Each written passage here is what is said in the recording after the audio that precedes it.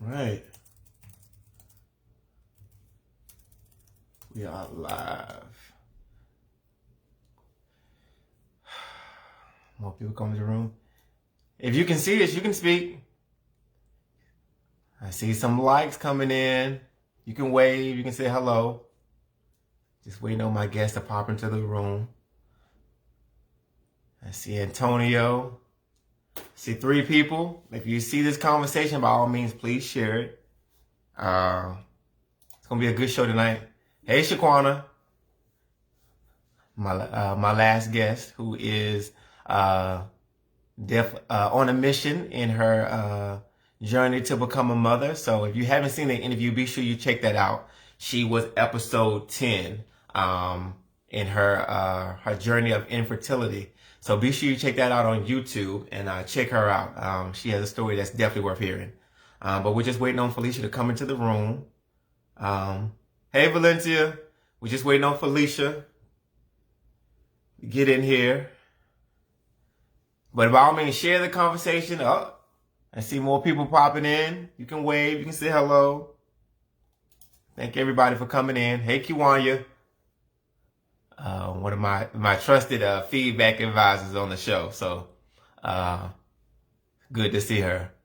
But Felicia, if you can see this, come on into the room. But we have a good show.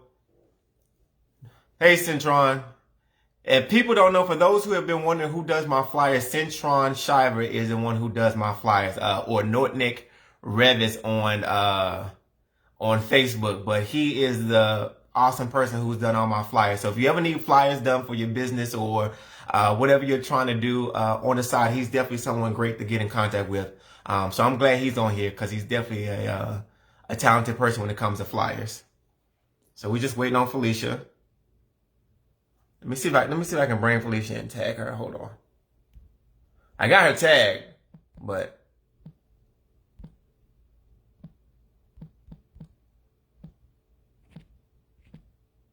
yeah. So we're just waiting on Felicia. But if you see this conversation, by all means, please share it. If you haven't, for those who haven't checked out episode 1, you can check it out after this one because I want you all to be live and present for this one. So we're just waiting on Felicia.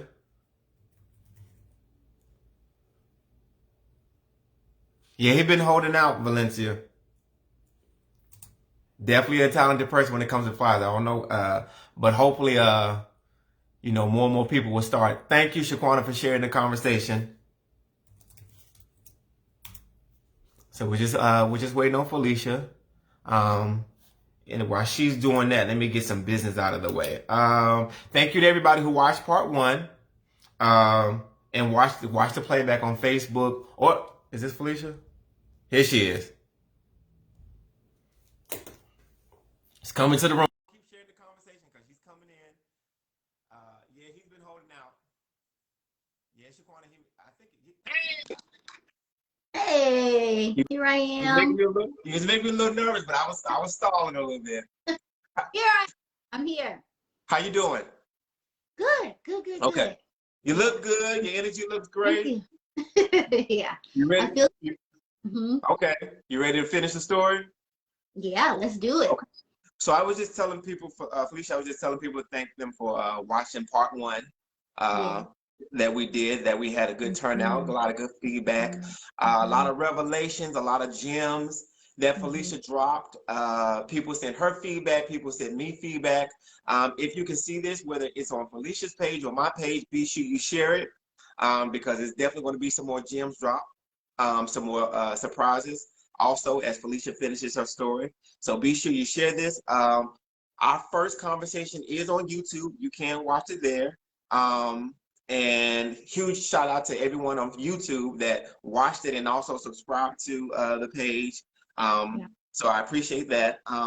Thank you to everyone on Felicia's side that showed love and supported to her, myself, and the show. So thank you about that. And I want to say, I hope you all weren't too upset about the cliffhanger me and Felicia left you on. That was a little surprise, but that was a way to shake up the show. And Felicia was okay with it. She was all on board, and I think it made for good programming. So, if there's a little anger, I would definitely accept that. Felicia's an innocent bystander, but it definitely was fun on my end. But I think when you hear the rest of Felicia's story, you will definitely understand why it was worth it. But everyone, share the conversation. Let's get those numbers up. I see 9 people in the room. Hey, Kimari Hutchinson. You know who that is, Felicia? Yeah. Hey, Kimari. Okay. Shaquana was on here. Hey, Shaquana. Yeah. Who else? I feel like I'm trying to see the comments, but I can't see them all. Okay. All But right. Hey, Amon. Thanks for hopping on. Yes. Thanks for joining. Thanks for watching last week. And thanks for coming back this week. Because that was something I was kind of worried about. I was like, are people going to come back? I don't know. So thank you for coming back. Thank you for being a part of it last week and for coming back to hear the rest of the story this week. My sister's on here. Hey, sis. So yeah. Hey, Rose. Blessings to you too. So we are here. All right. So everyone on Felicia's side, on my side, share the conversation. And thanks for pronouncing my name right. So it's Kimari? Kimari, yeah. Kimari. She did great because I still say her name wrong and I've known her for a while. So yeah. No problem, Kimari. I'm glad I got it right. Najama Smart, she said, we here, child. Yeah. She is here. Hi, Valencia. Valencia's here. Yeah, she got in here early. Okay. You ready, Felicia? I'm ready. Let's do this. All right. Mm-hmm. So when we last left off in part 1, Felicia began sharing her story of wanting love and the dream of marriage, and then finding someone she believed would be the one to help make that dream come true and last forever. From the various feelings of uncertainty she felt to the signs she received during her marriage with the person she was married to, she realized that it may not be forever. But still believing in the dream of marriage and love, she pressed forward trying to save the marriage, only to come home one day from work to find that the person that she believed she would be with forever had packed all his belongings and disappeared. Just as a reminder, before we start into the conversation, this is Felicia's story from her perspective and what she learned from it all. She's not here to bash Philip. Philip is the name of the person, the name that we're using in respect of his privacy and him not being here, Philip. And so that's the name we're using to respect his privacy and to keep this about Felicia and the conversation being positive and a teachable moment for everybody. Yeah. All right. I don't know if you caught in the part 1, Felicia, when I mentioned the name Philip, somebody said, "Okay, Philip," and I think it's somebody who knew the story. So I thought that was a funny moment. I think it was your sister who said that. I think it was your sister. Probably was. Yeah. So I appreciate her kind of going along with the plans. I appreciate that. But since the last conversation, Felicia, what's been the reaction that you've gotten from your story? It's been all positive. People have reached out and just told me thank you for just sharing and being honest. Some people have said, hey, I wanted to, I shared this with, the singles group at church, or I shared this with a friend that, is going through something kind of similar and could, really use the encouragement and the advice. So it's positive. Thank God every time I share this story, people are pretty positive in their response to it. Like you said, and you laid it out perfectly, because it is my perspective, it's my side of the story, and it really is about my journey to healing. Philip does play a part in it, but it's really about me. It's my story. So I appreciate that people embrace that part. Absolutely. And as I said, you dropped some serious gems in the last conversation. I think that the standout ones for me were definitely you being transparent about the friendships that you felt that you shouldn't have pushed aside because you were so focused on the love and the relationship, but you realized that was a mistake. I think that's something people needed to hear. I definitely think the many moments about the signs that were being shown to you from the moment with your mom, I thought that was a huge moment, to your own personal feelings that you were getting that something was off. I thought that was tremendous to drop. And also about when you were considering marriage, about being so focused on just getting married and not the practicality and the realities of what's involved. I thought that was a huge one because I think a lot of people do get caught up in, again, the idea and the fantasy of it all and not what does it realistically need to look like. Yeah. So I thought that was a good moment. So I appreciate you doing that. You know, when we last left off, you had come home from work after not feeling like something was off, and he drove you to work initially, and you realized you left your phone, and so you took the train back home to get your phone, and you came back and he was folding clothes, and he said he was spring cleaning. What I didn't ask you back then, so when he said he was spring cleaning, what do you think he was he was packing his stuff? Is that what he was doing? Yeah. I mean, I can't say for sure, but I do believe that he was in the process of packing. And, you know, I'm also a big believer that there are no coincidences in life. Like, you know, things aren't by chance. I really think that, you know, there was a purpose behind me going back. I think that was a moment, right? Like there was a reason why I needed to go back besides just getting my phone, right? Like I told you before, like I never leave my phone home. I always leave my phone, and just one day it happened to happen. And so I do believe that, you know, there was meaning behind that. There was purpose behind it. I don't think that it was a coincidence that I went home and that, you know, he saw me. But I do believe that he was packing his things up then for sure. Okay. So when he disappeared, and I think last time you said between the time he disappeared to the time you finally received a message from him, you said it had been 3 weeks, right? 3 weeks? Yeah, 3 or 4 weeks, yeah. Okay. So those 3 weeks, I know you said you went to stay with a friend, you know, after, you know, and dealing with the reaction. Besides staying with a friend, what were those days like for you? You know, beyond just staying with a friend, as far as emotionally, your reactions, what was that like during those 3 weeks? It was really hard. It was a tough, and even after that 3 weeks, it was hard, but definitely during that time, it was really, really hard because, you know, I had no communication with him at all. Like I told you, you know, I would talk to his mom, but she didn't know anything, you know, so there were just a lot of questions. And so it was really, really hard.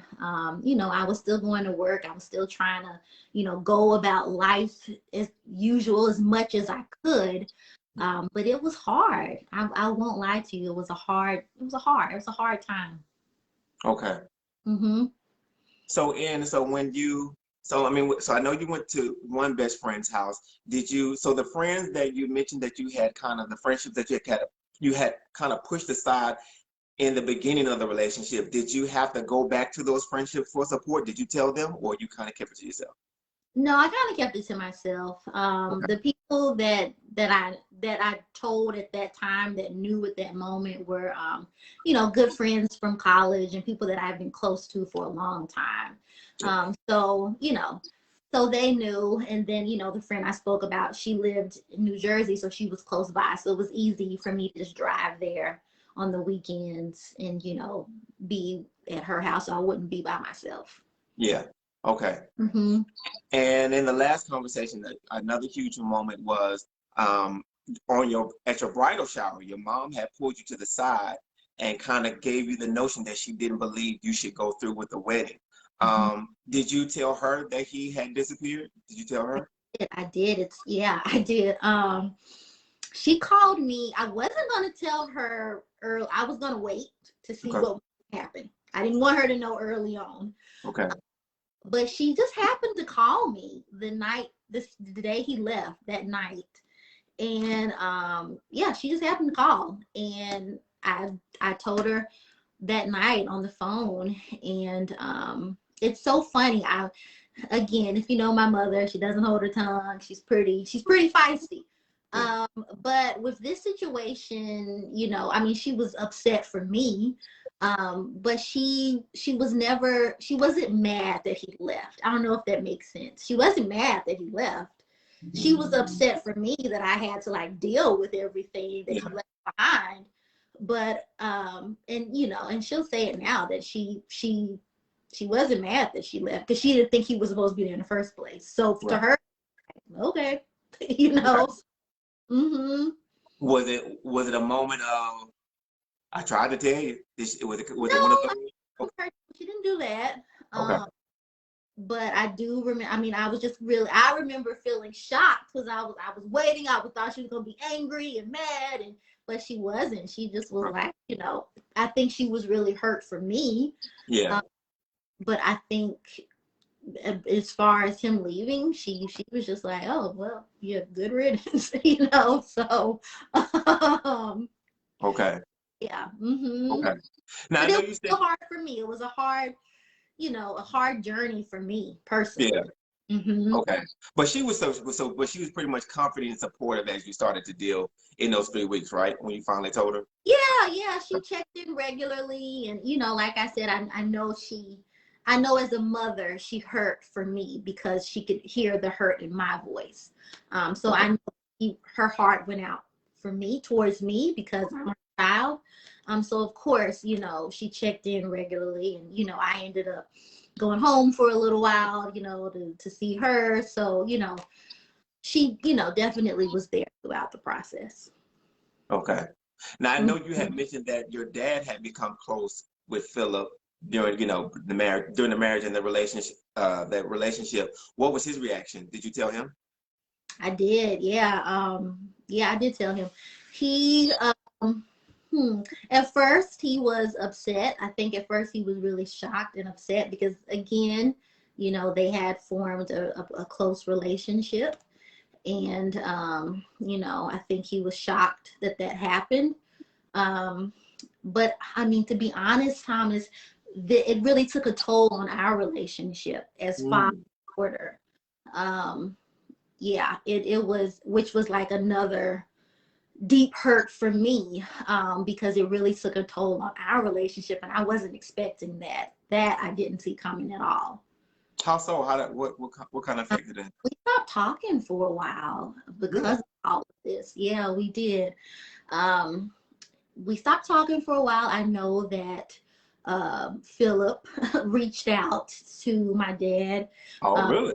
stepmom, because he was, you know, closer to them than he was my mom, right? Okay. So he did reach out to them, and I mean, I don't really know what all he said in the conversation, but you know, it really it took a toll on our relationship. We actually didn't talk for a while, and I think that it made the process a lot harder for me because of it. Was it because he was supporting Philip? Like what exactly was it? I mean, so did you kind of take a step back away from your dad, like is it to give yourself some, I guess, some room to I began to deal with this? Like what exactly happened as to where the separation? What was it? Yeah, it was he kind of supported Philip. Okay. He kind of, and again, I don't really know what all was said in their conversation, but however it was said, however it was spent, I guess it made me look like not a good person at all. And so he did kind of take, you know, Philip's side and things. And so because of that, we stopped talking for a while. Gotcha. Understandable. Yeah. Okay. So 3 weeks later, you hear from him, and I know you just said that Philip had reached out to your dad. Did Philip contact your dad before he contacted you? Mm-hmm. Okay. Oh wow. Mm-hmm. Okay. Yeah. Okay. So how did that make you feel? Man, I felt so betrayed. Yeah, because I remember the day I spoke to him. I think he really talked to my stepmom more so than my dad, and I think, you know, she kind of was relaying the messages and, you know, sharing things amongst the three of them. Yeah.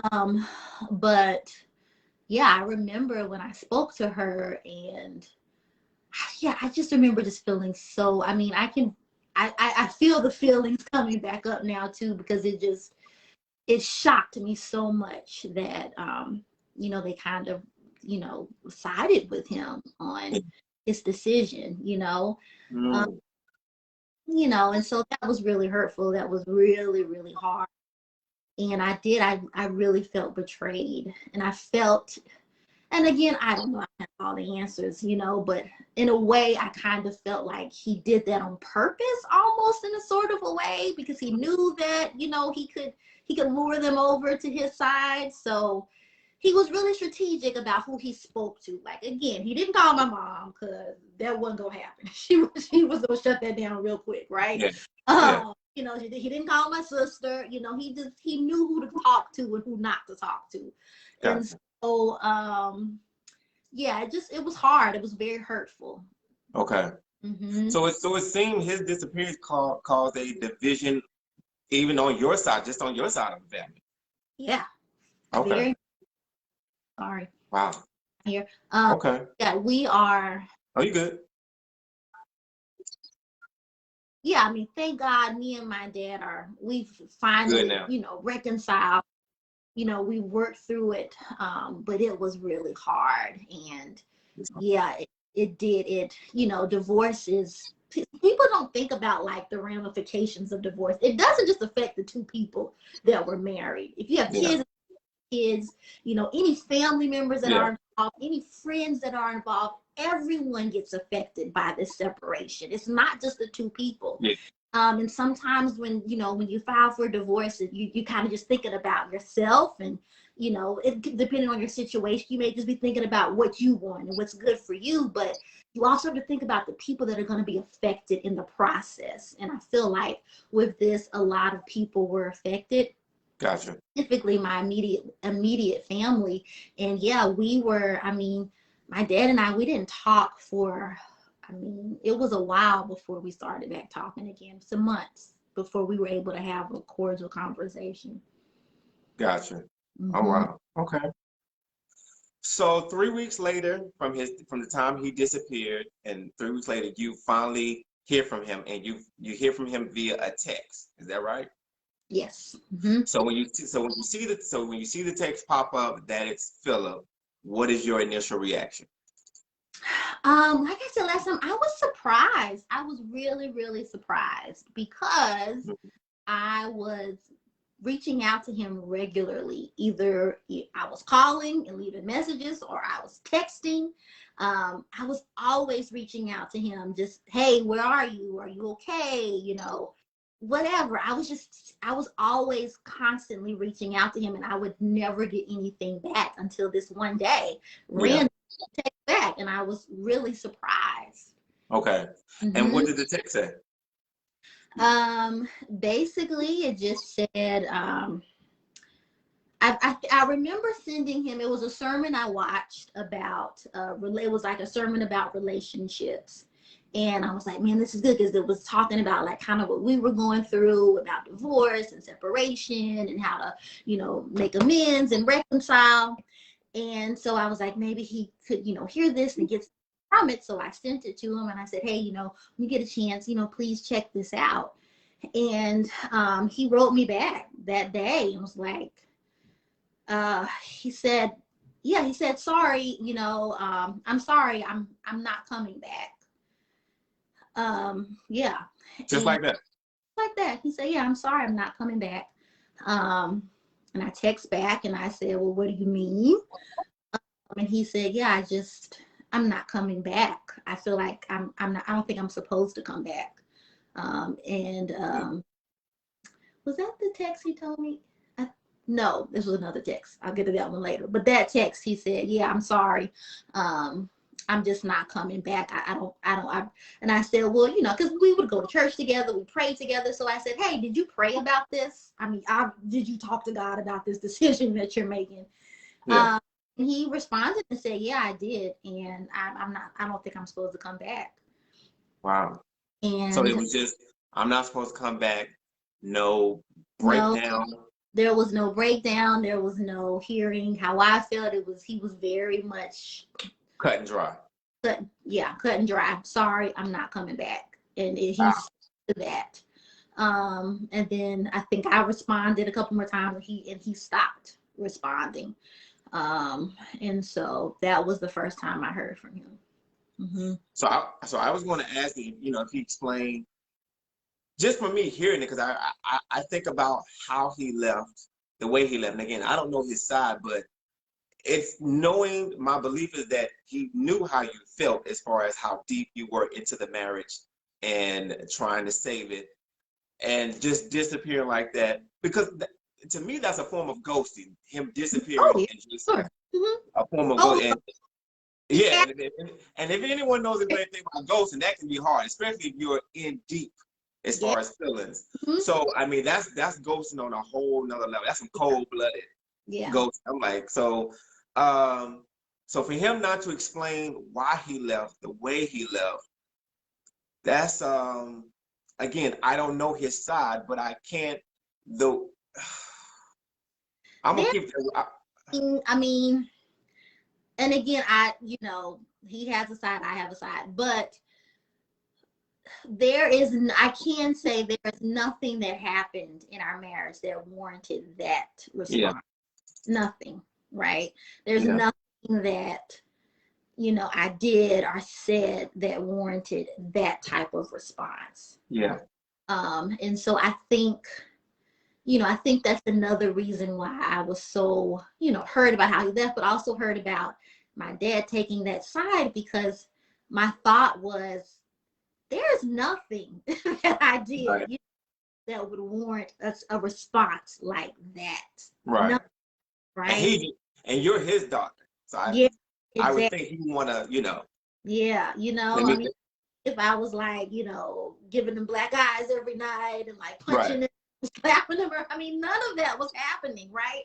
And Yeah. so, there was, I wasn't stepping out in the marriage, so there was nothing that warranted that type of response, not at Right. all. So when he sent that message, I mean, what was your reaction? Because I know in the times where I can only consider that you probably either you were very confused and just like you trying to make sense of it, or you're just very frustrated and angry. So what was your reaction when you I got was that? really confused. And then after confused, I was even more hurt, because Yeah. there was a part of me that was still hopeful, that I was still holding on to hope. And I think that's what kept me going for a while, is that I was still hopeful that this was going to be temporary, that he would, work out whatever he was feeling, he would come back. And when he sent the words, "I'm not coming back," that killed all my hope. That little bit of hope that I was relying on, that maybe he'll come back. And when he sent that text and said, "Hey, I'm not coming back," and was so like matter of fact about it, it hurt. It really hurt. And I remember I was at work. I was on my lunch break. I remember I was walking around and, the neighborhood where I worked at. I was just, outside taking a walk, and he sent that message, and my heart dropped. My heart stopped and my heart dropped. And I ended up leaving work early that day, because I just couldn't do it. Yeah. I didn't break down in front of everyone that I worked with. So Yeah. and it was really hard. It was hard to hear those words. So in that moment from the text, is that when you accepted that it was over, or I did you? still didn't. You didn't accept it. Okay. I still believed. I still had faith. Because I am a woman of faith. I pray, and I still believe that, what, God, you could do anything. So I still prayed for restoration in my marriage. I still believed for it. I just, despite what I saw, despite the text, what I didn't see, what I didn't know, I still believed for it. I think once the divorce papers came, that's when I started to come to terms with, okay, maybe this isn't what the plan for me. Yeah. So in terms of still believing that it still could be saved, were you still reaching out to him, or were you just this is all just prayer, your own personal thing at this point? It was my own personal thing. I stopped reaching out to him. Okay. For me, it was just my own personal thing. And this was, when he sent me this text, it was like end of September, beginning of October, somewhere in then I remember one of his friends reached out to me and said, he was devastated too. It was like, gosh, I can't believe he did this. But, he wanted us to have a conversation because he felt like, the least he could do was give me an answer or, talk to me face to face. And so explain himself. And so he actually set it up. He was like, you guys can come to my house. That's a neutral territory. Come there. Y'all can have your conversation just so you can have whatever peace you need. And he didn't come for that. So, but even after that, even though he didn't show up even though that didn't happen, I still believed, I still hoped. And then I remember on my birthday, which is October, later in October, he randomly texted me on my birthday and told me happy birthday and said he was sorry. I mean, it's funny now when I think about it, because when I saw it, I was like, what? It was like, happy birthday, exclamation mark. Sorry about all this, exclamation mark. You'll thank me later. Period. Wait a minute. Okay, so now this is before the divorce, right? This is before I got the divorce. Okay. So let me make sure I understand. So let me make sure I understand what I just heard you just say. You just said that after him sending a text that he said it was over, he's never coming back. After the friend trying to get you all to have a conversation where there's some, exchange of what went wrong, what's going on, him declining that offer, he sends you a random text on your birthday saying, happy birthday, you'll thank me later. Okay.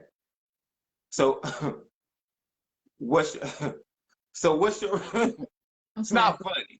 It's not funny, but you have to wonder about the mentality of someone who is so oblivious to, you have just figuratively stabbed a knife in someone who you committed to be with forever. You just stabbed them in their heart and told them you're not coming back. No explanation, no nothing. And you send me a happy birthday text.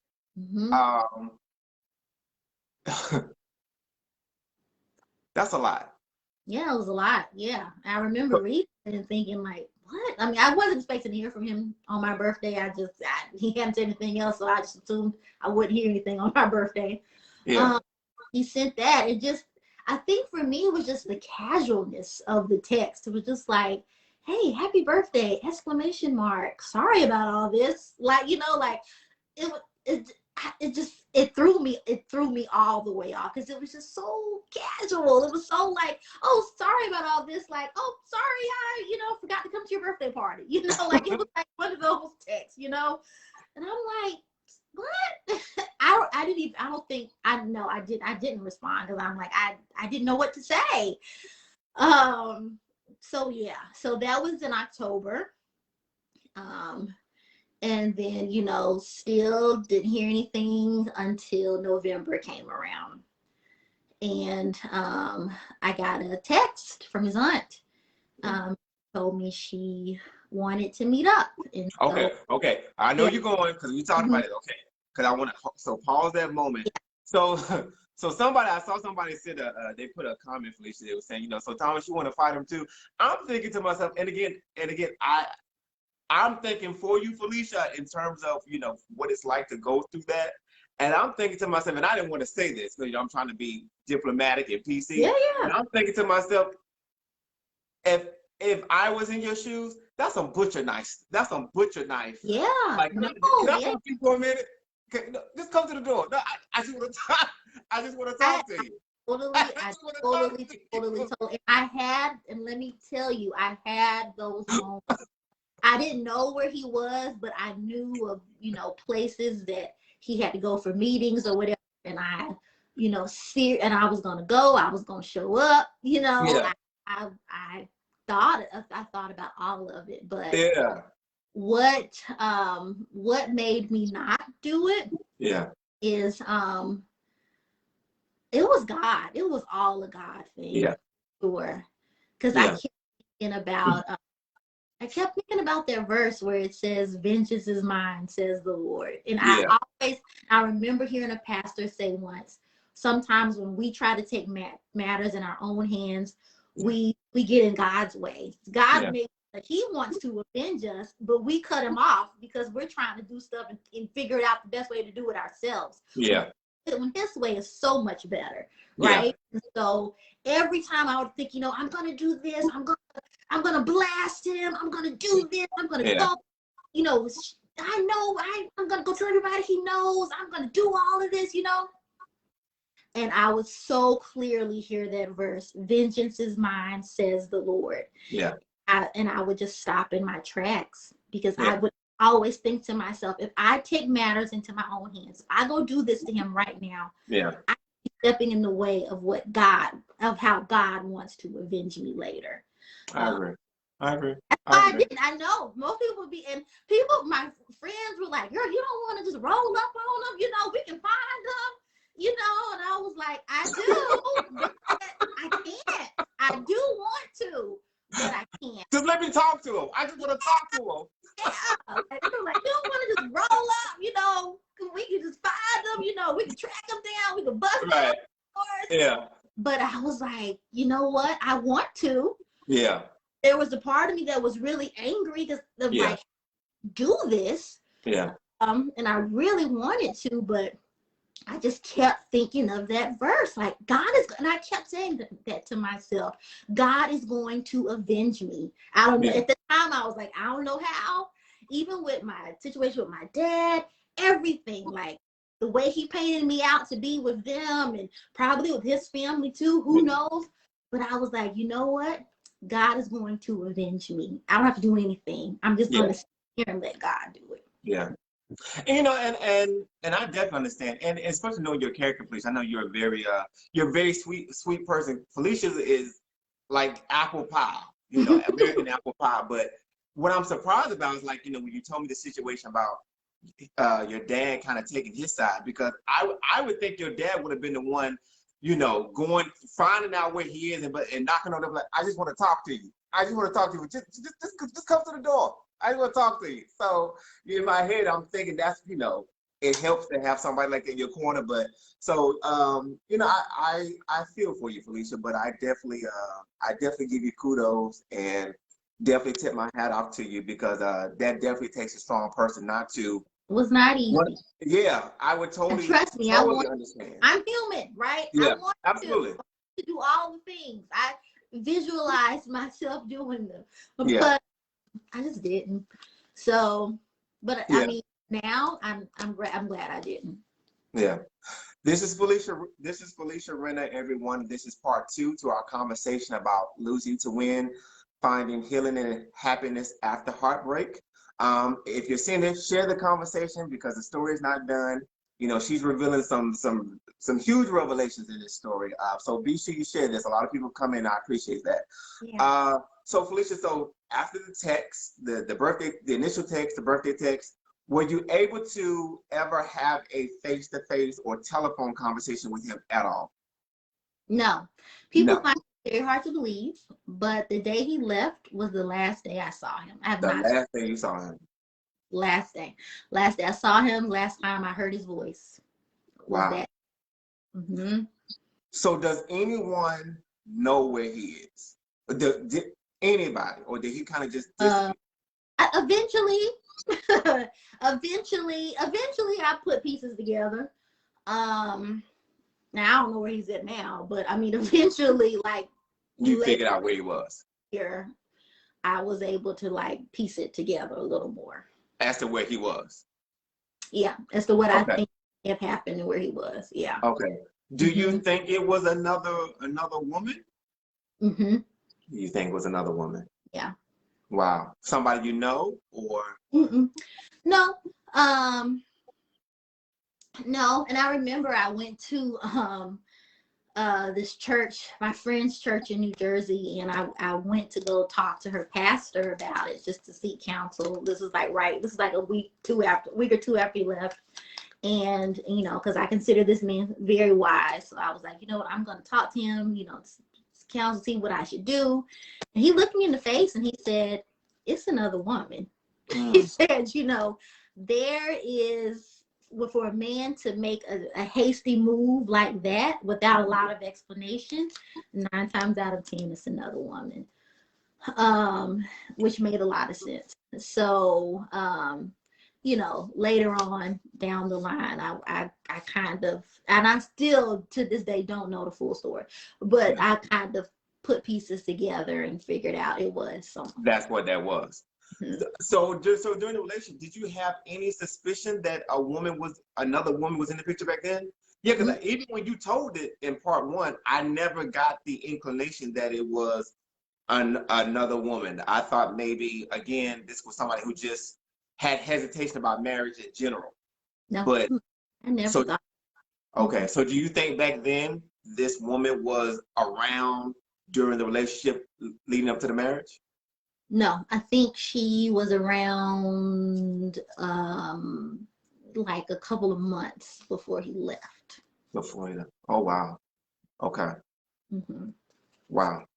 And it's somebody you didn't know. You didn't know this person. I don't know her personally. No. You don't know her. Okay. So you go to the pastor, you find this out, you're beginning to accept that it's over. And you say you got a message from his aunt. Yes. What is the message from the aunt? Yeah, she just texted and said, "Hey, I wanna see how you're doing. Let's meet up." And so I did, because I thought she wanted to see how I was doing.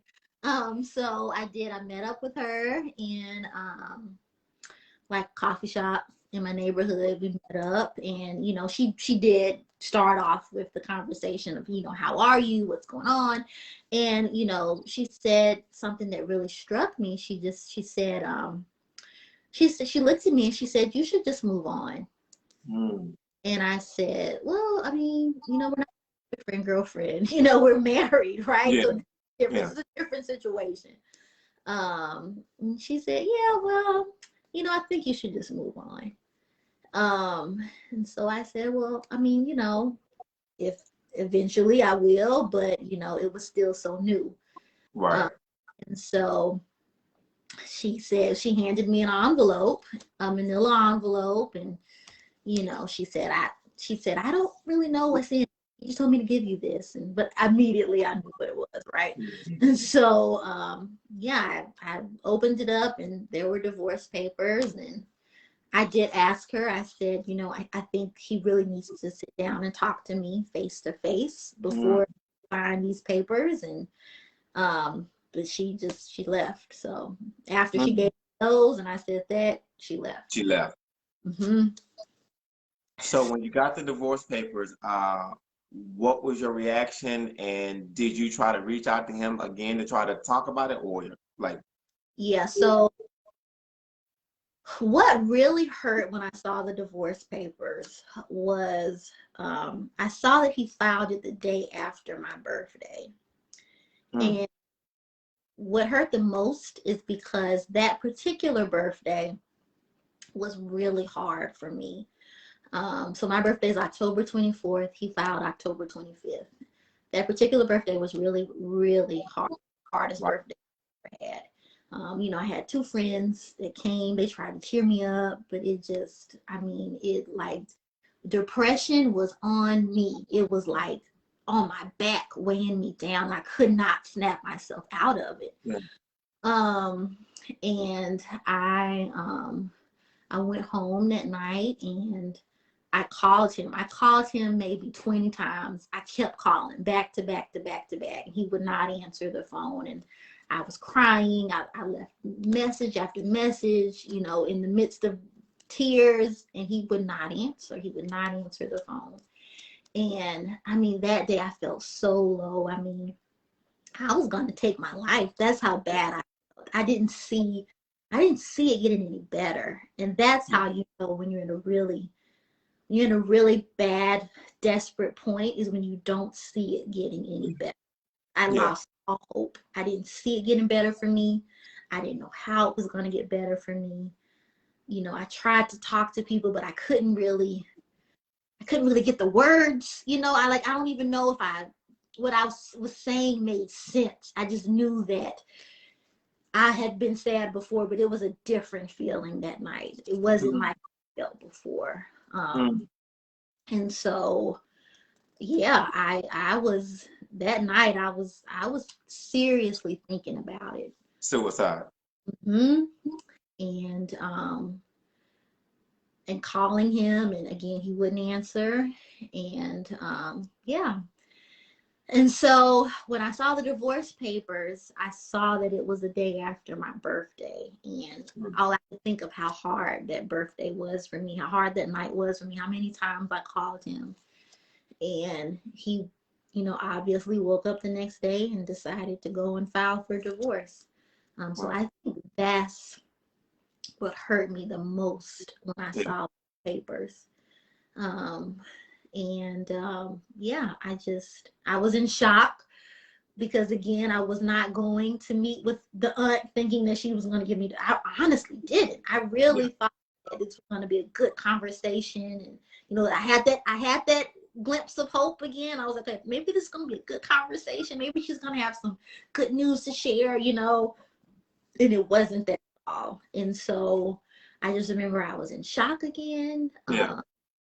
I was upset all over again, but I think, the next day was when I started to come to terms with, maybe this just isn't in the plan for me. Right. Because before then, I was still adamant that, I was still wearing my wedding ring. Because, I was still praying and believing and holding on to hope. But I think that next day after I got those papers, I think my prayers started to shift to, instead of God, bring him back to, okay, God, acceptance. I'm accepting it. Whatever your will is, I'll accept it. In that moment where you contemplated, the suicide, what stopped you? I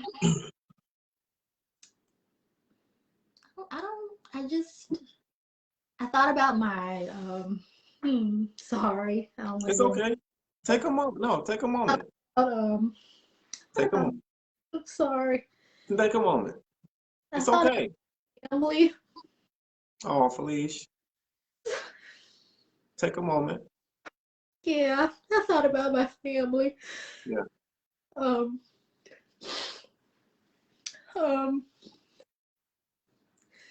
It's okay. Take your time. Take your time. Take your time. Please take your time. Take your time. Take your time. Family. I thought about my mom. I knew how hard it would be for her. Yeah. I thought about my sister. I thought about my niece and my nephew that I love a lot. I thought about my friends because I had talked to one of my good friends, my friend Valencia. I had talked to her that night. Yeah. I know she could hear it in my voice. So I just thought about them. Yeah. I want you to know, and again, I'm not there, please, but I want you to know there are people, and I was gonna say this.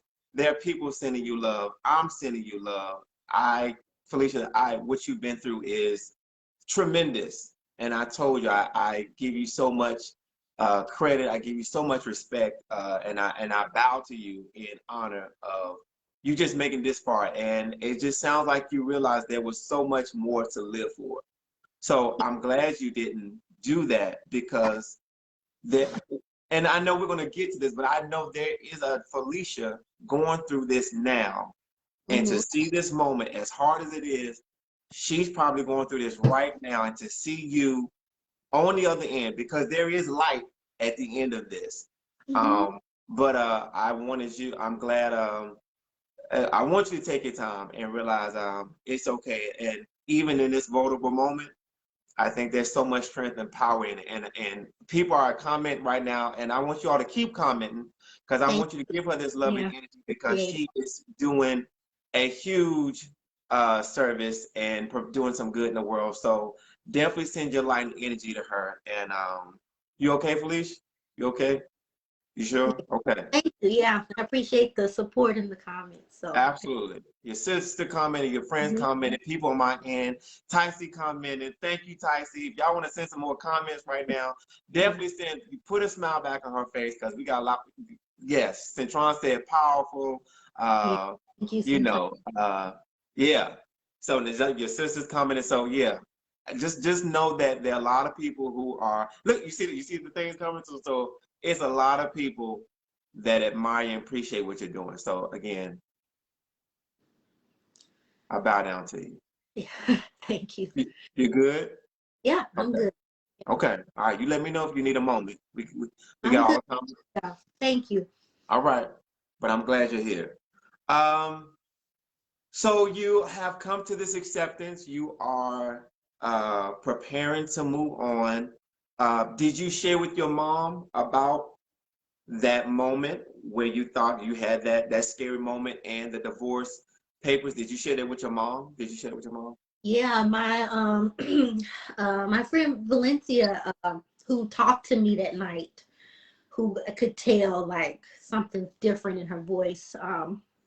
She ended up reaching out to my mom the next day, and I think they had the discussion of, she's not okay. And so I did, and then I spoke to my mom, and I thought about leaving New York. I thought about moving, back home, or moving to my sister's. I thought about, maybe it was just time for me to go. But there was just a part of me that was like, I'm not gonna leave this place like this. I just couldn't, even though it was really hard.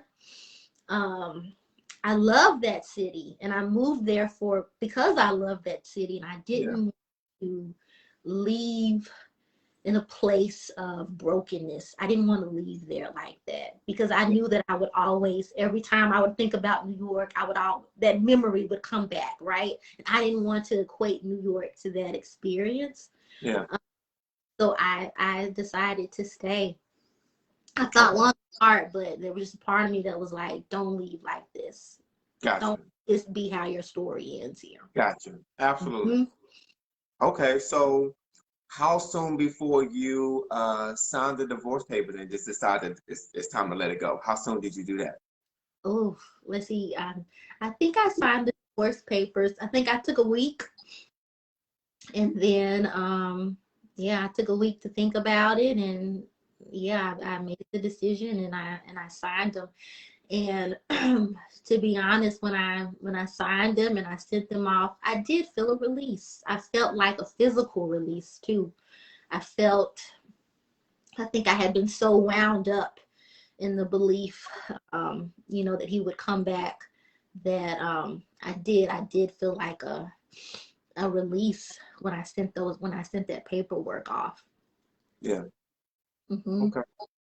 And so when you sent it off, did you feel a weight, a burden off of you, or it was just what was that moment like? The moment you signed it, put it in the mail, and just let it go. I felt a burden off of me. I did. Because I had been so weighed down by it. And I remember I went to the notary, I got it signed, and I had to send it certified mail, and I went to this it was like a mail store by my house, and they wouldn't accept debit cards for some reason, and that's all I had.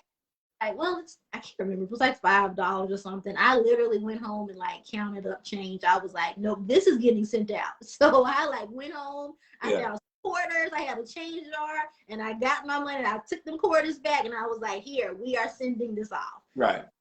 And so I did feel a weight lifted. Okay. Yeah. Now, did you keep in contact with any of his family? Did you separate yourself completely from all of that? Yeah, I don't speak to anyone in his family. Gotcha. Okay. Did anyone kind of any of them kind of come back and, I don't know, try to give you some type of explanation or at all, or any apology, anything? No. And I blocked all of them too. So Yeah. I mean, yeah. But yeah. I will say, I mean, she didn't apologize, but another one of his aunts, just like recently, within like the past 2 weeks, it's been like, liking things on Instagram and commenting and, oh, this is beautiful. I'm happy for you. So that's all I've received. Yeah. Yeah. Mm-hmm. Okay. So now that you signed the divorce papers, it's time to begin anew. Let me ask you a question. Have you forgiven him? Yeah. Yeah. And that was a process. That was not an overnight thing because I was mad. I was hurt. I'm confused. So it was a process. And I remember I went to in my church, they had this small group discussion one day about forgiveness, and I went because I knew I needed to forgive in order to move on. And the guy who was leading the group said, you know what, forgiveness, if you choose not to forgive, it's like you drinking poison and thinking hurt the other person. Absolutely. Like, all this affect you. They could be living their life, doing their own thing, and you're the one over here that's wallowing in this anger and this unforgiveness. It's only affecting your life. Yeah. And when he said that, I mean, I already knew I needed to forgive, but when he said that, it hit me. I was like, no, I have to forgive. I have to do it in order to move on. And it was a process.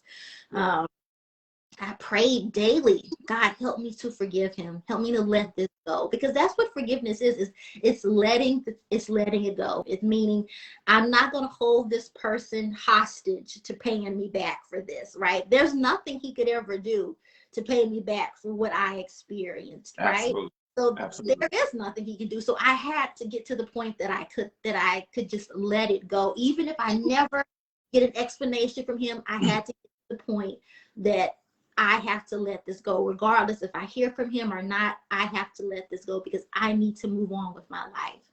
Yeah. And so that's what I did. I would pray. Literally, I would pray every day, God, help me to forgive him. Yeah. Help me to let this go. Help me to let this go. Yeah. And eventually, I stopped having to pray every day, and it went to like maybe every couple of days, and once a week, then once every other week, Yeah. Till eventually it's like one day I thought of him and I was like, well, God bless him. That's how I knew. When I was able to think of him and not see red and rage and hurt. When I was able to just, he pop up in my mind and I say, man, well, you know what? God bless him. And if anyone asks me about him now, I'm still like, you know what? Wish him all the best. God bless him. But that's when I knew, when I was able to get to that point when I could think of him and not see, not be angry. That's when I knew, okay, I've forgiven him. Mm-hmm. Okay. Now, did you have that moment? And this may sound strange, because like I said, you went through so much. Did you go through a period of blaming yourself, where you kind of like, how can I let people, they blame themselves, like I did this, and why did I pay attention to this? Did you go through those moments? And if so, have you forgiven yourself? Yes, that was also, I'm glad you said that. That was also another process that I had to forgive him. I had to forgive me. And because I did do a lot of that, I blamed myself for a lot. I would, think about moments and think, man, I shouldn't have said that. I shouldn't have said that thing, or, I shouldn't have done that, or what I would, I was able to nitpick every little conversation and think, man, I did this thing all wrong. It's my fault. I messed this up. Yeah. Which is kind of part of the process that you go through. Yeah. So I had to forgive myself too. That was another big part of my journey. Was, hey, Felicia, you gotta forgive you too. Yeah. Mm-hmm. So getting through all of that, you know, through the forgiveness, did this situation affect how you view relationships, men, marriage? Did it affect your view about Uh, those things? what I will say is, in the very beginning stages, one of the first prayers I prayed was, God, don't let this make me bitter. Mm. Because I knew it could. And I've seen how that affects, how relationships can affect people in that way. And yeah, that was one of the very first prayers I prayed was, God, don't let this make me bitter. Don't let this make me the angry woman that hates men, that thinks all men are dogs. I didn't want to become that person. And I know good men. Like you know, people in my life have good husbands. Like I see it. So I know that it exists. It's So possible. I didn't, you know, I didn't want that situation to change the way I viewed men, the way I viewed relationships, the way I viewed marriage. Yeah. That was one of my first prayers was, God, please don't let this make me bitter. And I will say that he has definitely honored that prayer. I mean, you know, I took a while before I, you know, wanted to put myself back out there. I remember Yeah. going on the first date afterwards and feeling really awkward because, you know, it was just Yeah. so long. But you know, I held on to the hope of, you know, there are good people out here, there are good men out here, you know. So yeah. Okay. So, you know, so it seems like your faith has really played a huge part in you getting through all of this. Mm-hmm. That's the one component between the prayers, you know, just the overall mention of faith. So faith really has just been the biggest component for you in getting through all of this. Mm-hmm. Yeah, for sure. Okay. Yeah, a lot of prayer. You know, just I another big part, which is a part I wasn't expecting, was I joined. I was going to the Brooklyn Tabernacle at the time, and you know they have this huge choir. If you ever heard of Brooklyn Tabernacle, that's one of the things they're known for. Is their huge choir, and I joined the choir. I had never thought about joining the choir before, but I remember like a few months later, I joined the choir and I found so much healing singing in the choir, just singing every Sunday. And the people in the choir were just so loving. Like most of them didn't know my story, but they embraced me and they loved me. And I didn't know that I needed that, but that's exactly what I needed. Yeah. Um, and so that was another big part of my journey.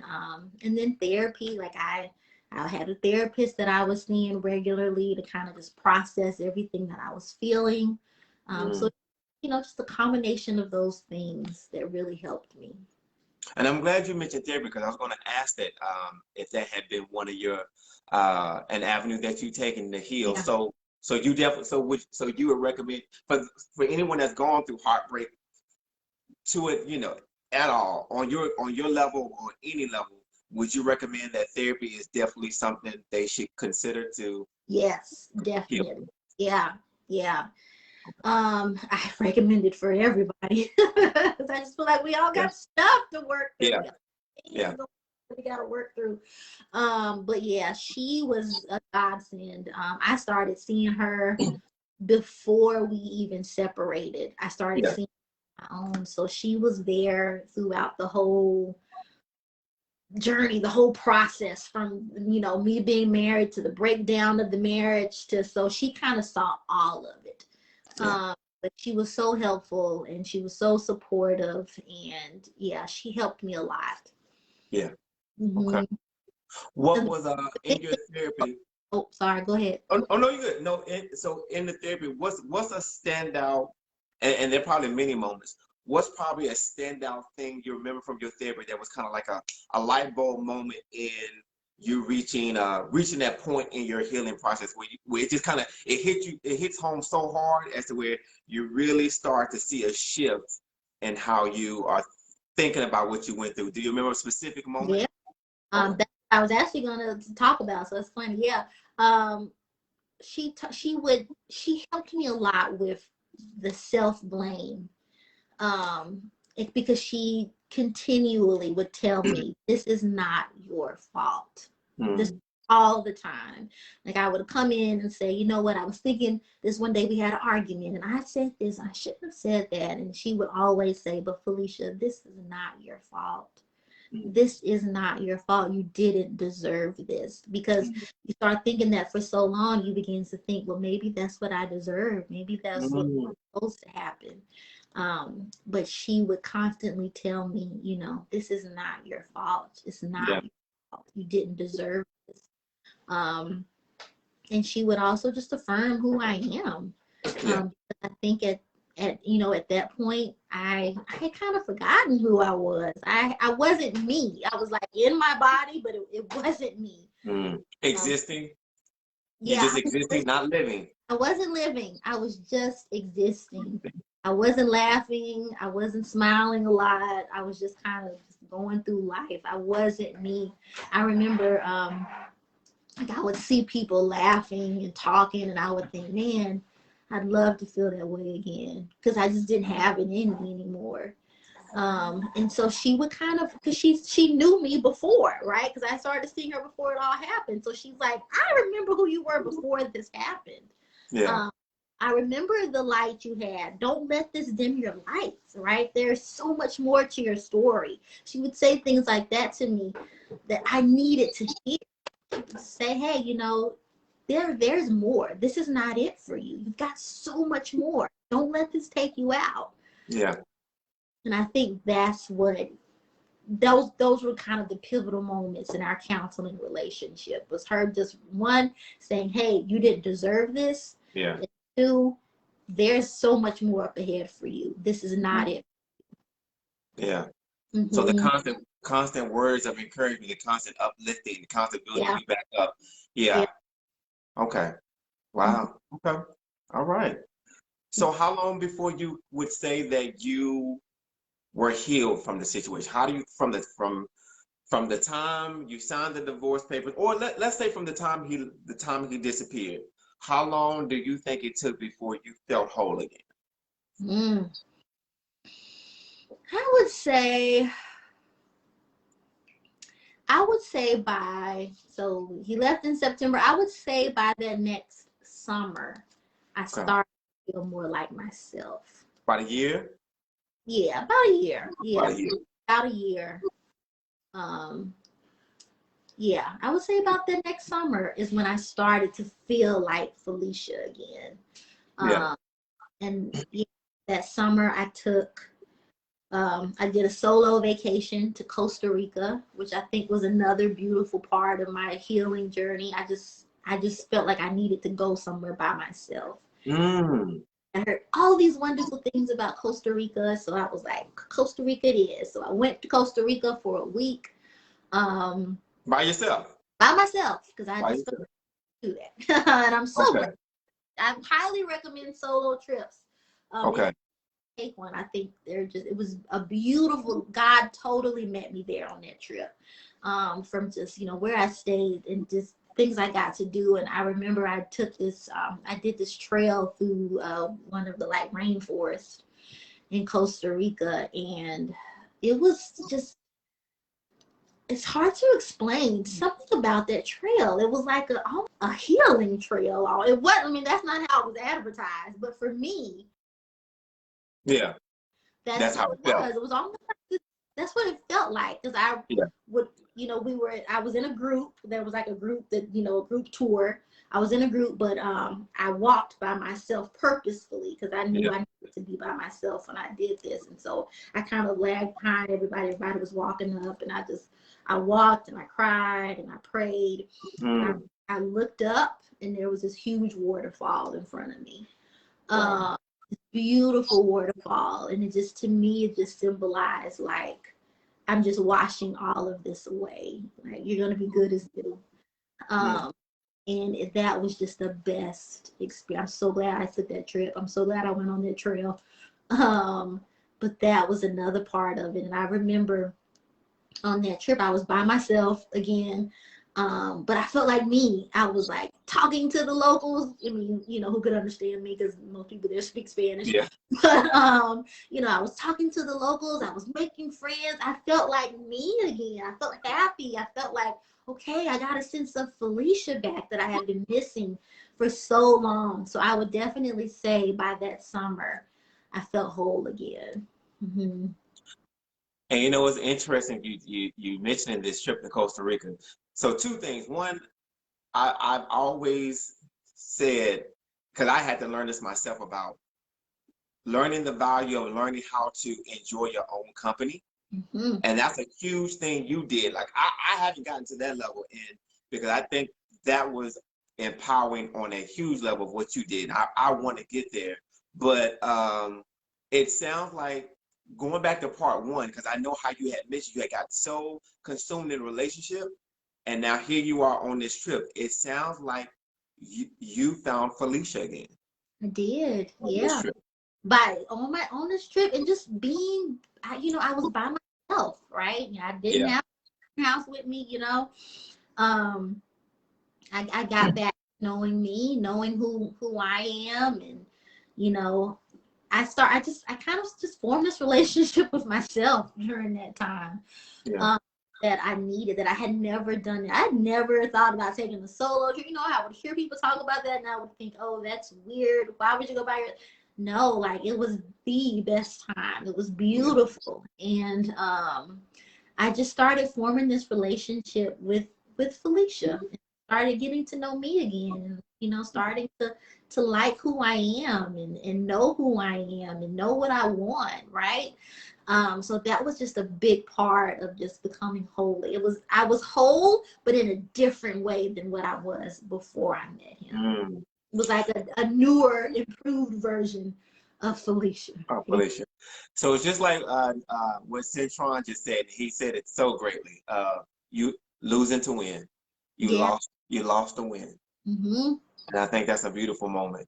But there are, along with you finding yourself, you're healing, these days, Felicia has a lot to smile about, not just making it through that, not just healing from that, not just coming to the point of forgiveness and finding a new sense of self.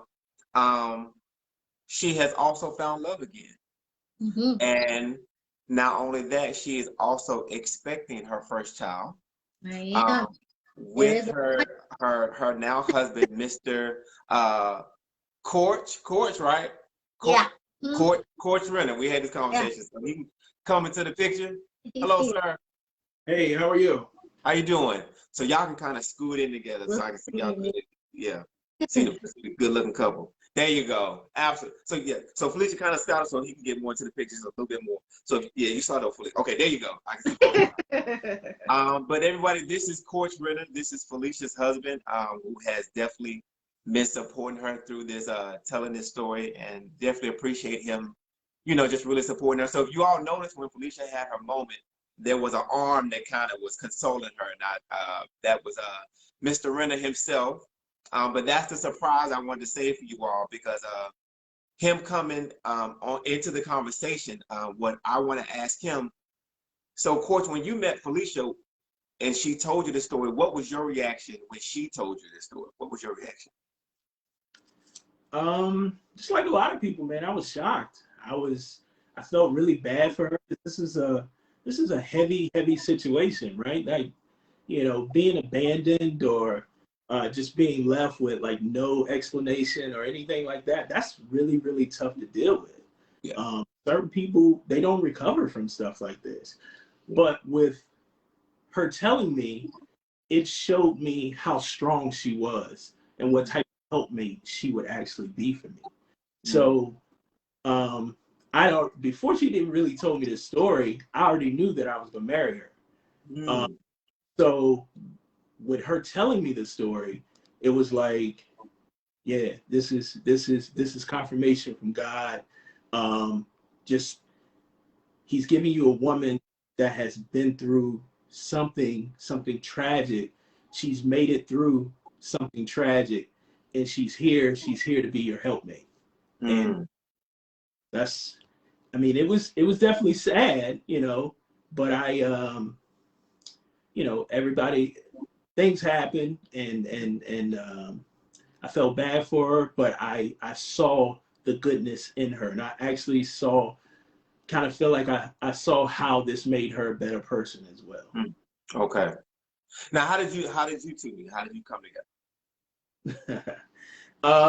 Actually, I lived in the DC, the Baltimore area, right? Okay. And she was in North Carolina. What was it? Our friend Shalana, she's actually on watching now, I believe. And she's one of my best friends. I've known her for 20 plus years. We went to North Carolina A&T State University together. Okay. And she's just always been a really good friend. And she was like, look, you know what, Coach, I met someone at church, and she is such a good person. I was like, all right, what she look like? That's me being a man. That's Understandable. Thing I thought about, right? Yeah. But so she was like, look, let me just assess the situation, see what's going on here, and I'll let you know what's going on. So I just went on about my business. I wasn't thinking about it, and then one day she was like, look, here's her number. And I remember that day, I called her. It was January 3rd. That's the first time I ever texted her. Okay. And every day since then, I have talked to her every single day.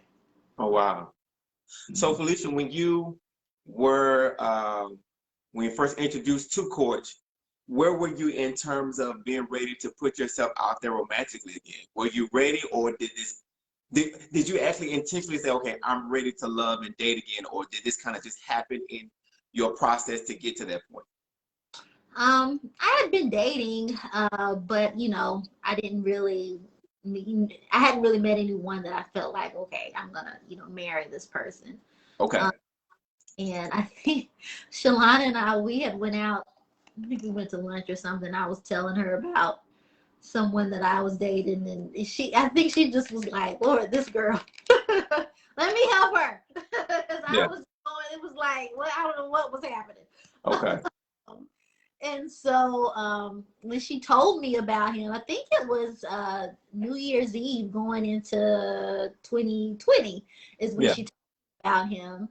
And, you know, at first I was kind of like, you know, I don't know. So I had done the hookup thing before, and it just like never works out for me. But then I remember she like texted me again later and was like, hey, do you want me to give him your number? You know, what you thinking? So I was like, you know what? Doesn't work out. He doesn't live in the area. So, you know, whatever. It is what it is. So I, you know, told her to give him my number, and then the rest is history. But I mean, I was definitely open to the possibility. I just didn't know when or how it was going to happen. Okay. So you had already been, you know, started dating again by the time you met Coach. Okay. Mm-hmm. So when you two finally meet, what do you, you begin dating, what did you do? What do you feel you did differently with Coach that you didn't do the last time, or did you do anything different? Well, I think for both of us, it was different. You know, he's been married before too. So once you've been married before, relationships are just different. You kind of already know what you're willing to deal with, what you're not. You kind of know what you're looking for, what you're not looking for.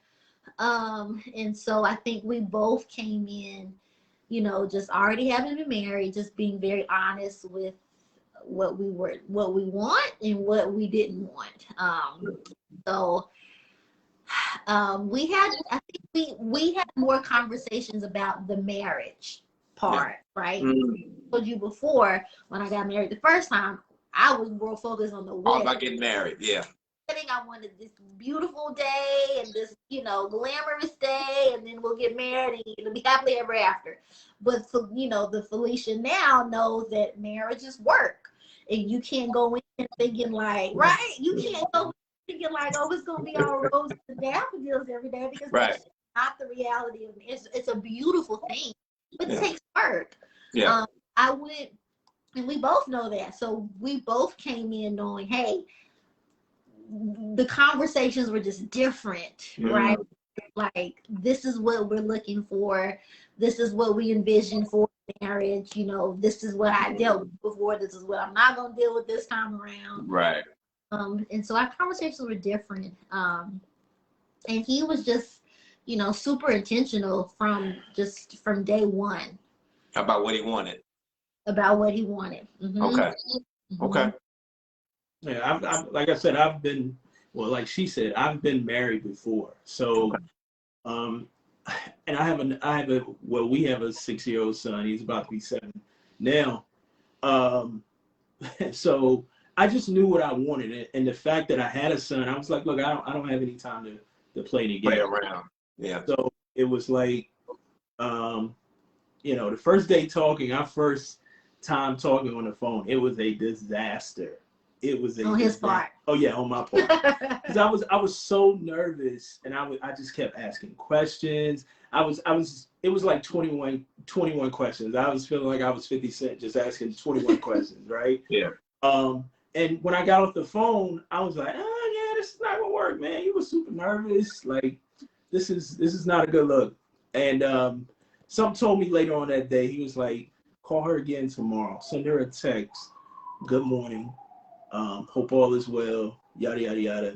And, you know, call her later on that night, check on her and all that stuff. So I did that. And the next, we had a conversation again, and it went, I mean, it was perfect. You know, we talked about meaningful things, like what we wanted. This was only our second conversation. But we just connected. That second go around, we just connected like I had never connected with anyone before, and it was liberating, man. I felt good. I felt really good, and I've told her within the first 2 weeks, I knew that she is who I wanted to be with and who I wanted to marry.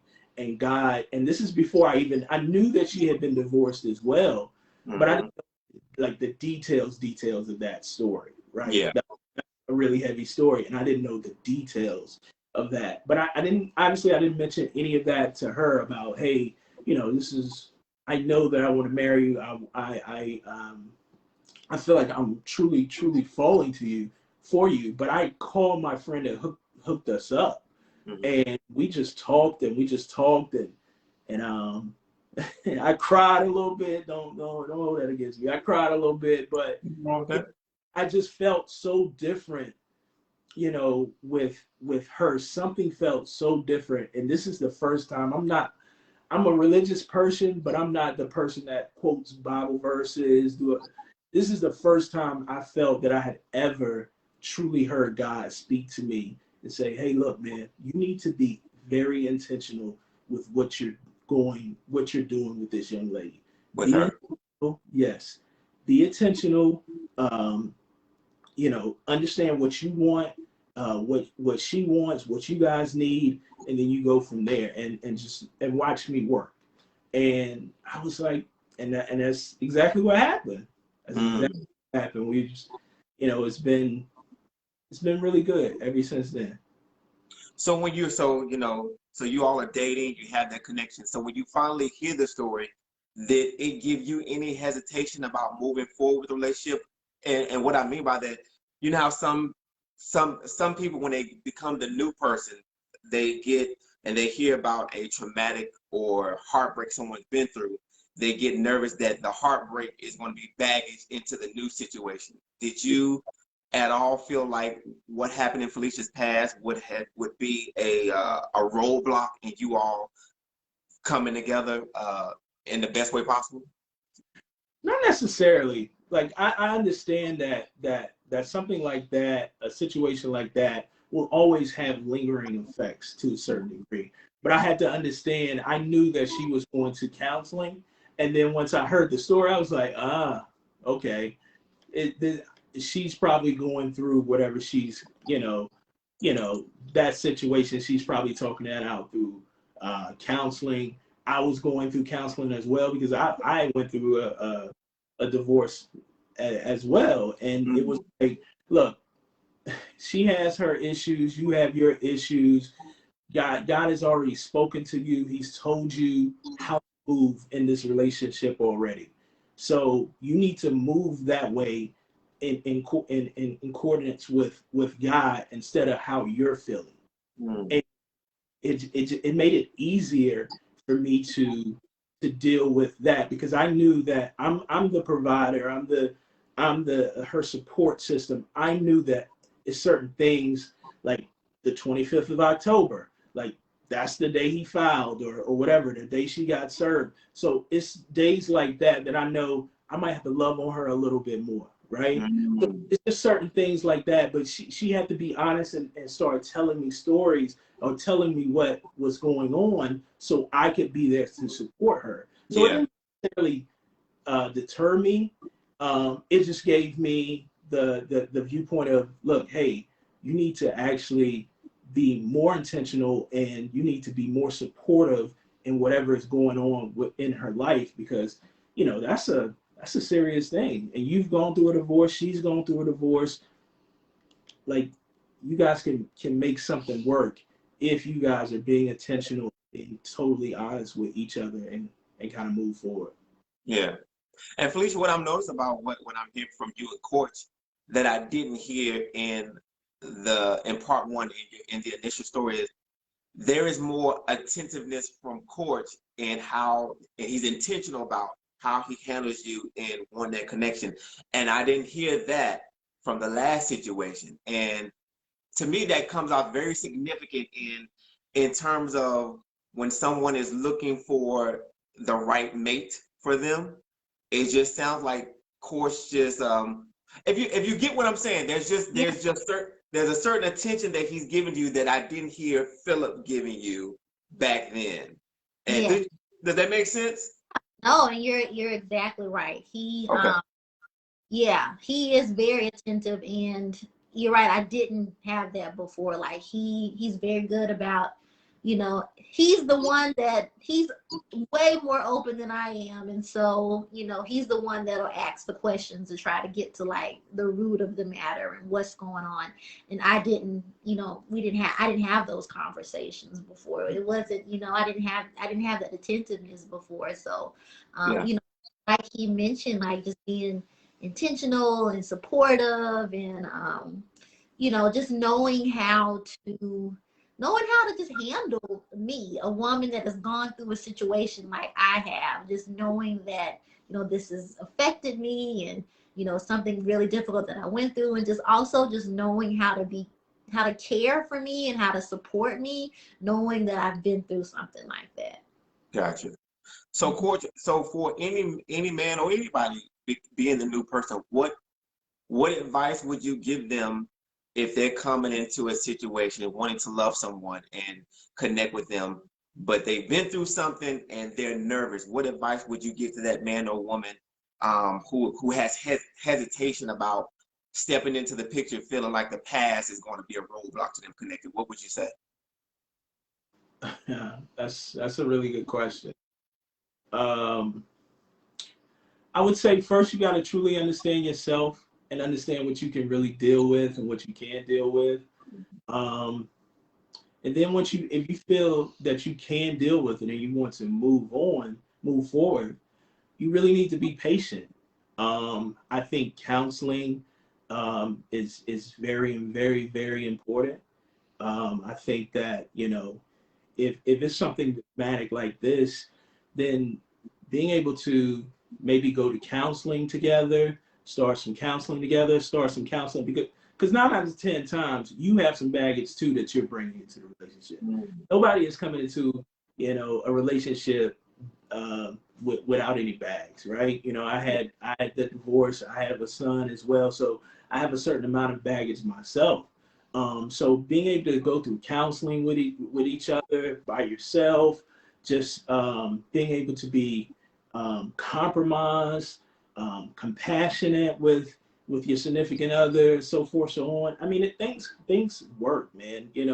Things happen early in life, and some things don't work out, but there's always a second chance, right? Yeah. Everybody got second chances, and it's just it's good to man, it's really good to just understand that going through having somebody that has some type of baggage is not the end be all. So you Yeah. can work through any and everything that happens, that has happened, and you guys can work long as you are being truly intentional about the situation, if this is your person. But if honestly, if it's something that you don't feel like you can deal with, don't waste her time. Don't waste his time, you know, and just move forward. Okay. Felicia, so Felicia, so now you found love again, you found courage. What are three standout lessons from your situation that you went through that you can think of outright that you took into this to your new love with courage? What are three standout lessons you can think of? I think one was, know yourself before you, put yourself in in a serious relationship again. Mm-hmm. And I took the time to do that, to really get to know Felicia. And so I think when I met Courch, I was already whole. I wasn't looking for someone to make me whole or to complete me or anything. Like, I was coming as a whole person. He was coming as a whole person. So take the time to do that. Take the time to heal and take the time to love yourself and figure out who you are and what you want. So I would say that's one lesson. And then the second thing is just not being afraid to, do the work that it takes to be in a relationship or to be in a marriage.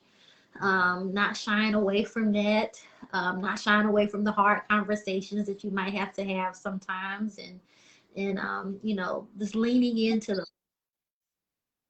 I think another lesson, I think, what would be my third lesson that I've taken away from that? Um, Forgiveness is key. Um, it's an important part of being able to move forward, because I know that if I hadn't have taken the time to forgive my ex, I would have carried all that anger into this relationship, and then I would have made him I would have had him paying for things that he didn't do, that someone else did. So you got to be in that place where you're able to forgive so that you can. Mm-hmm. So if someone, people, when they go through heartbreak and they're so consumed with trying to get through, which I totally understand. If someone were to come to you, man or girl, and say, how long do I have to feel like this? When will I finally feel better? What would you say? It's different for everyone. There is no 9 months, you're good. It's so different. Everyone's journey is so different. Everyone's story is so different.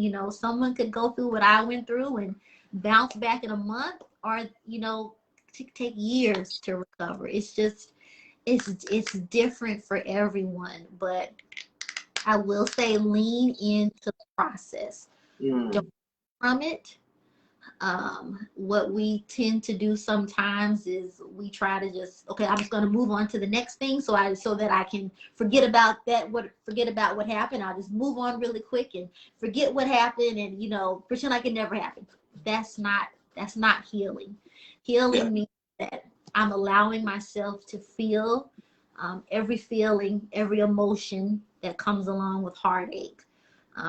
Healing really means that I'm going to lean into the process. I'm not going to try to skip over things. I'm not going to try to, go out and date somebody new next week to, a new love will cover up the old love. Because you're just going to take the same things into that next relationship. So I would say, regardless of how long it takes, lean into that process. Yeah. So that you can come out better for it. You really will, but you have to be willing to lean all the way into it. Okay. Everybody, this is Felicia and Coach Renner. We have heard a tremendous story from Felicia about her losing to win, finding healing and happiness after heartbreak, and have introduced the new love that has given her lots of reasons to smile these days. After a tremendous story. So share this conversation. We're about to wrap up soon. We're going to do one more question, but I want to tell everyone, if you have a question, we're going to try to give Court and Felicia time to answer your questions. So get those ready, but I'm going to ask Felicia to do one thing. So Court, kind of come in because you're going to be needed for this too. So Felicia, I want you to look in the camera, and I want you to think about a girl or a boy that is at that scary moment, who've been through heartbreak, going through it, and they're having that moment where they feel like it's not going to get better, or questioning if it'll get better. That, you know, that scary moment you had. Look in the camera, and if you could say something to them right now, in that moment, that pivotal moment, what would you say? Go. I would say that there is so much more in store for you. This isn't it. This isn't it. There's always a rainbow after the rain, right? Things change in our lives. We live our lives in seasons, and seasons are constantly changing. So this is not it. Things will get better. Believe that for yourself. That's something I had to believe for myself, that that was not it. That was not the end to my story, that there was more to my story, that better days are up ahead. The best is still yet to come. I mean, you know, I found love again. We're having a baby, and I still believe that there's even greater things ahead for us. So never settle to believe that this is it for you. There's more, there's greater. And going back to what I mentioned earlier, listen, let God avenge you, right? I believe that where I'm sitting at right now is how God avenged me. I didn't need to go slashing tires. I didn't need to go, you know, pull hair or knock down doors. I didn't need to do that because God did it in a much more beautiful way. So let God do it. Let God fight that battle for you. Let God avenge you. Trust him for your healing. Lean into the process and know that better days are up ahead, and the best is truly yet to come. This is not it. Everyone, this is Felicia Renner. If anybody has any questions, go ahead and submit them now. But in the meantime, Felicia, Court, well, let me ask you, how do you feel after doing this? How do you feel? Because, of course, and especially you, Court, I kind of feel like you seemed a little bit nervous, a little bit hesitant. I can understand. So how do you feel having come into the picture and you're part of the whole process? How do you feel about it? I feel good. You know, when I first initially got on, I was a little nervous, but other than that, I was good. But this is her story, and everybody has a story, and I support her in any and everything that she does. And telling her story is going to be part of her ministry, right? This is going to help. This is definitely going to help other people heal, because you know, there's other people that have gone through stuff like this that may still have not have been healed. For other people that's going to go through stuff like this, the same exact thing, and they're going to need to heal. And this may be the story that helps them get through that process. You know what I mean? Because you know, it's always good to hear an encouraging word of, you know, of, hey man, this happened to this person, and look what happened to them. Look how God kept his promises. And so it's, to me, it's just amazing. This is her story. This is my story now. And, you know, I'm always here to support her in any and everything that she has to do. Nice. Okay. Felicia, how do you feel? I feel good. I do. You know, it's hard to, you know, think back and have to like go back to those exact moments. Because it does feel like it was it wasn't that long ago, but it feels so long ago. Like sometimes I just forget sometimes because it feels like it was so long ago. Yeah. So I mean, sometimes it is hard to have to put yourself back in those moments, but Yeah. I mean, shoot, I think there's healing in that too, and just, you know, saying it out loud and speaking about it and freely telling your story. I think there's a lot of power in that. So Yeah. I feel good. That's And what's I'm up. grateful for him because, you know, I mean, I can imagine, you know, if of him as my husband now, you know, I didn't know how it would make him feel with me having to share, you know, that Yeah. part of me having to relive what it was like when I met my ex or what our marriage was like, you know, and I thought a lot about that for him, but I'm really grateful to him for you know, just being so open. And you know, he's always said that you know, you have something great to share. So I'm just grateful that he's supportive and, you know, is at ease with me sharing that part of my story. I think you too. I think number one, I think Felicia, I think your story is going to help people, but I think you two in this moment, I think there are so many couples that need to see this. As I told you and Coach earlier, so Coach, I definitely, again, tip my hat off to you for coming on here, because I think men specifically, in the attempt to get married and they come across a situation like this, I think your perspective definitely is important. So kudos to you both. You know, nobody submitted any questions. I mean, I think you covered a lot, Felicia. You both did. But that pretty much wraps it up. I just want to tell everybody, thank everyone for joining me and Felicia for this conversation. Coach, for Coach coming in, joining the conversation. I think we learned a lot. We felt a lot. There were tears, there was love, there was light. But it's all necessary in trying to do good in the world sometimes. Sometimes we have to go through the struggle to get to the victory. Yeah. So I definitely salute you, Felicia. I definitely think somebody's definitely going to get a lot from this. And I appreciate you. So yeah, thank you. Thank you for just giving me this opportunity. You're And so welcome. that's watching, commenting, and sharing, and liking. Absolutely. So thank you. It means You're a lot. welcome. And this is going to be on, this is on Felicia's page, everyone. This is on my page. It'll also be on YouTube. For those watching on YouTube, this will be on there for you. So by all means, share this conversation, comment on this conversation, send Felicia love and feedback. Share this with another Felicia who may be going with this, or another guy who's going through this, because they definitely need to, everybody needs a little encouragement. And Felicia's story is one that can definitely do that. But with that being said, as always, everybody. Oh, sorry. No, go ahead. Go ahead, Felicia. Thank you, Billy. I just saw his comments. I was just telling him thank you. You're good. Yeah. But yeah, thank everybody. Felicia, Coach, do you all want to say anything to anybody that before we call it a night? Yeah, just I mean, again, thanks to everyone who watched and shared. You know, thanks to, you know, I know my mom was back on here again, my sister, you know, my close friends, the people who really were on this journey with me. I just want to say thank you, because they're the people that know the ins and outs of this story, because they lived it with me.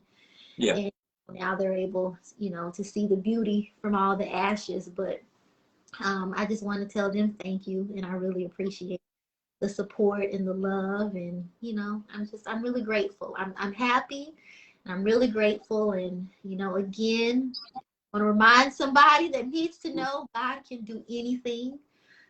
So you know my story, you know what I've been through, but you know, look where God has placed me now. So anything is possible. All right. Coach? I just want to say I want to thank you, you know, for allowing us to get on your platform and really share her story. And then, you know, this is big. Like we said, it may be another Felicia out there, it may be another man out there that may be trying to decide whether or not, like, nah, you know what, I don't want to deal with that. That's a little bit too much. But just like I said, just want to thank you, because this is just an amazing opportunity for her. You'll hear her again somewhere someday telling this story again, and I want to thank her friends, Valencia, Kendra, for supporting her through this situation. Honestly, without you guys, this could have, and her mom, this could have been a very, very tragic story, right? Mm-hmm. Very, very tragic story. And then I want to thank also my little sister, Shalana, for she made the connection. She made this connection. So that's it, man. I just want to thank you and a couple other people, and just thank you, man. Appreciate it. Yes, thank you. All right, no problem. Thank y'all. Everybody, that's a wrap. Until the next conversation, share this conversation, like, comment, and we'll see you next time. Coach Felicia, I'll talk to y'all soon. See you All right, thanks everybody. All right.